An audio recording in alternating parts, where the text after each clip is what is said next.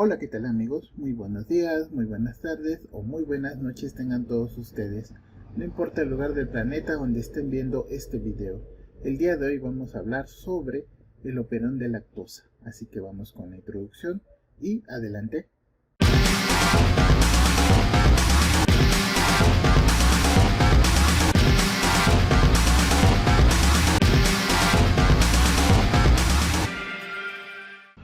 Operón de lactosa. Vamos a hacer un poco de recuerdo de lo que es el operón de lactosa y muchos de estos principios que regulan la expresión génica fueron estudiados a detalle en Escherichia coli en respuesta al metabolismo del azúcar lactosa. El desarrollo del concepto de operón fue introducido y estudiado por François Jacob y Jacques Monod. Ellos en 1960 publicaron un artículo en el que demostraron que dos genes implicados en el metabolismo de la lactosa estaban regulados coordinadamente mediante un elemento génico adyacente a ellos. Entonces, aquí tenemos los principios generales que regulan la transcripción. En el operón de lactosa de E. coli vamos a tener dos controles transcripcionales, uno negativo y uno positivo, el represor LAC y la proteína CAP respectivamente. Entonces acá tenemos la regulación negativa y cuando se une el represor se inhibe la transcripción. Entonces aquí tenemos el operador y para que este represor se libere se necesita que se una una señal que se una a ello y que desprenda al operador para que se lleve a cabo la síntesis de RNA. Acá tenemos entonces el modulador positivo. En este caso tenemos otra proteína que se une muy cerca a las regiones promotoras, ¿sí? Que es donde se va a ensamblar la RNA polimerasa. Aquí vamos a tener que se une a otra molécula y esta señal va a favorecer que se sintetice el RNA. Entonces podemos decir que la regulación positiva es la actividad transcripcional donde se vamos a encontrar apagada. El inicio de la transcripción es estimulada por la unión de una proteína que activa la expresión de los genes que actúa como un activador. Y la regulación negativa, en la regulación negativa la actividad transcripcional la vamos a encontrar encendida. El apagado o impedimento de la expresión de los genes ocurre por la unión de una proteína que impide el inicio de la transcripción, actúa como represor. Entonces quiere decir que la regulación positiva lo que va a hacer es que va a favorecer el inicio de la transcripción, mientras que en la regulación negativa tenemos procesos transcripcionales y lo que va a hacer es que vamos a inhibir el proceso de síntesis de RNA. El sistema de regulación negativa puede ser inducible o reprimible. ¿Ok? Entonces lo que aquí tenemos es la transcripción inducible. Vean, acá tenemos la RNA polimerasa en las regiones promotores. Acá tenemos el operador, que ya sabemos que es el represor. Acá tenemos los genes que se van a transcribir, gen 1, gen 2 y gen 3. Entonces, para que esta transcripción sea inducible necesitamos que esta proteína que está unida en estas regiones operadoras se despegue, y para esto necesitamos entonces la unión de otra molécula que se une a un sitio alostérico de esta proteína y que provoca un cambio conformacional, y que este cambio conformacional hace que se despegue el represor, lo que va a favorecer la transcripción de estos genes. Cuando tenemos entonces la transcripción reprimible, estamos hablando de que tenemos una proteína que actúa como represor, y este represor no tiene actividad de unión al DNA por sí solo hasta que se une a una molécula pequeña llamada como represor. En este caso el represor se conoce como aporreceptor. Y es lo que tenemos acá que tenemos una proteína, ¿sí? Que no se va a unir directamente al DNA, sino que necesita la unión, en este caso, del triptófano, y esto hace un cambio conformacional en esta proteína represora y que se une a las regiones donde están las regiones promotoras que van a favorecer la síntesis. En este caso lo que estamos viendo es el operón de triptófano. Acá tenemos entonces la regulación negativa. La unión del represor inhibe la transcripción. Aquí tenemos el operador. Acuérdense que estas las regiones promotoras es donde se ensambla la RNA polimerasa. Necesitamos entonces que se una una molécula para formar este cambio de conformación de esta proteína represora y entonces la síntesis del RNA. Acá tenemos la regulación positiva. La unión facilita la transcripción. Entonces vean, acá tenemos una proteína que favorece la transcripción de los RNA mensajeros. Para que esta proteína, que actúa como activadora favoreciendo la transcripción, deje de tener estos efectos, entonces necesitamos que una molécula se una a estas regiones de unión al ligando para que esta proteína deje de tener el efecto de favorecer la transcripción. Ok, entonces el activador se une en presencia de la señal, solamente se disocia cuando se elimina la señal. Obsérvese que la regulación positiva y negativa se refiere al tipo de proteína reguladora implicada. La proteína unida facilita o inhibe la transcripción. En cualquiera de los casos, la adición de la señal molecular puede aumentar o disminuir la transcripción dependiendo del efecto sobre la proteína reguladora. Entonces ambas proteínas, tanto las que se regulan positivamente como las que regulan negativamente, van a depender de una señal molecular. Entonces, ¿cuáles son los principales elementos del operón de lactosa? Tenemos el sitio de unión del activador, el promotor, el sitio de unión del represor y tenemos los genes Z, Y y A. Acá lo tenemos. Entonces lo que es en sí el operón.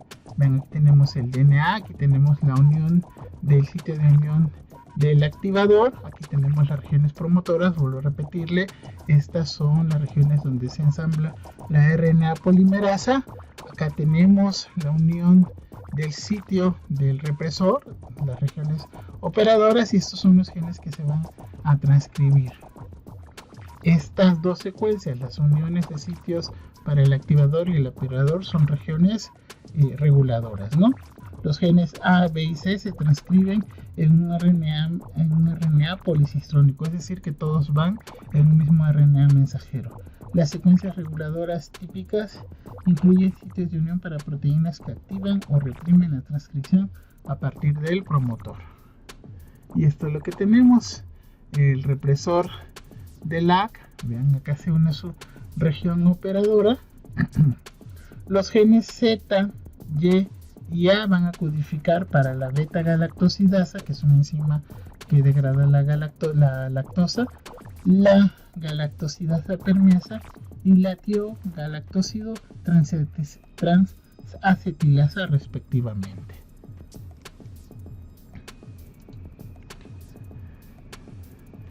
El LAC Z codifica para la beta, otra vez aquí lo tenemos, para la enzima beta-galactosidasa, la cual rompe la lactosa en galactosa y glucosa.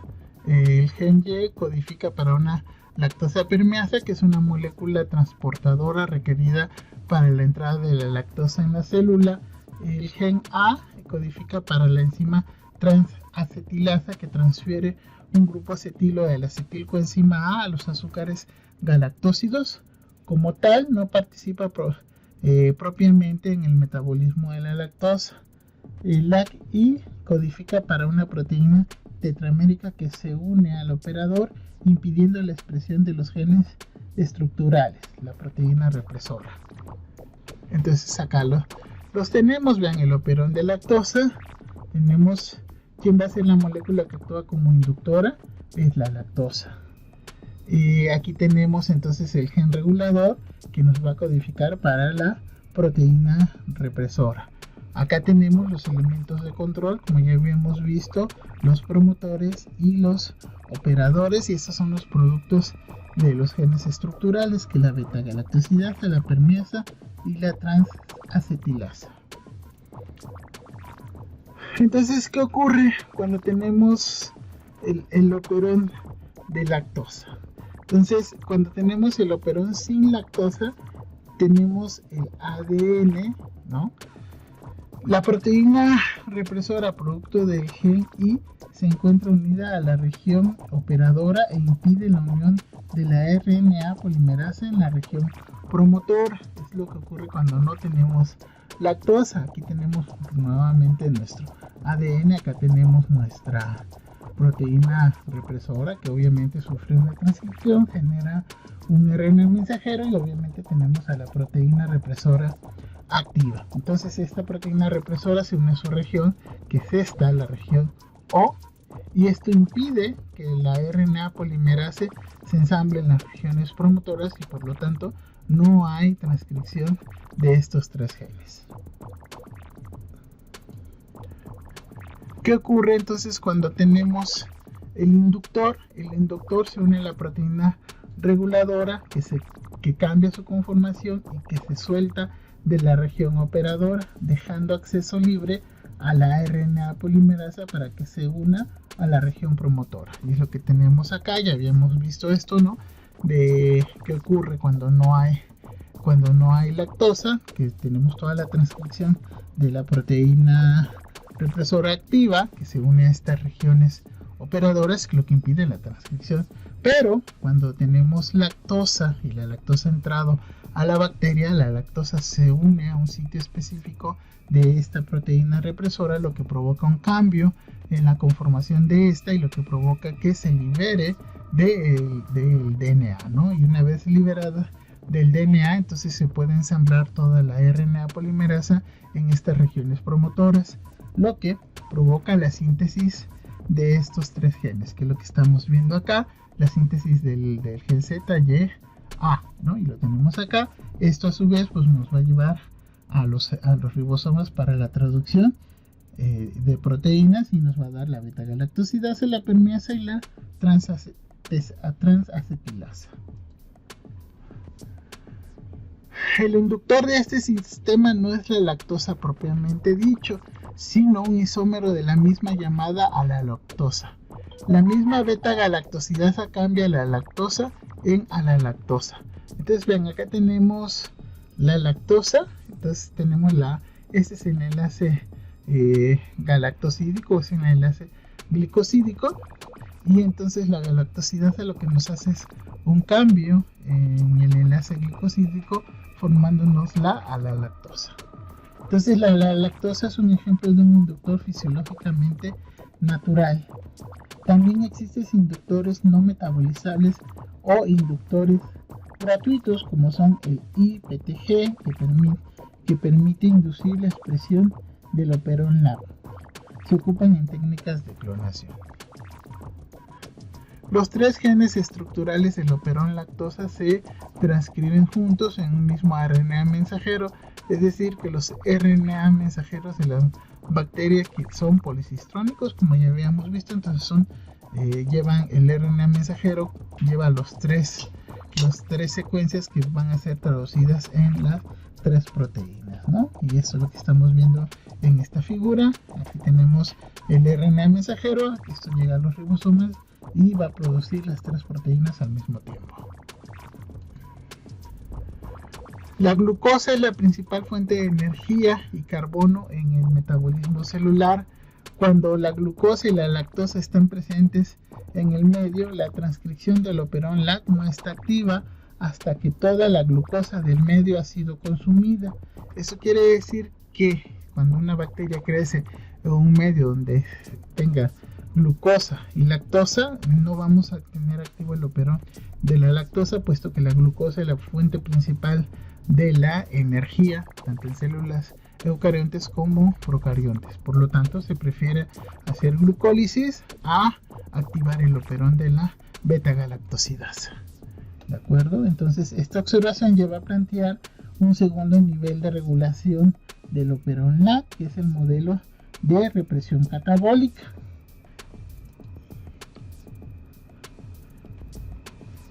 Entonces, aquí tenemos el control dual del operón de lactosa.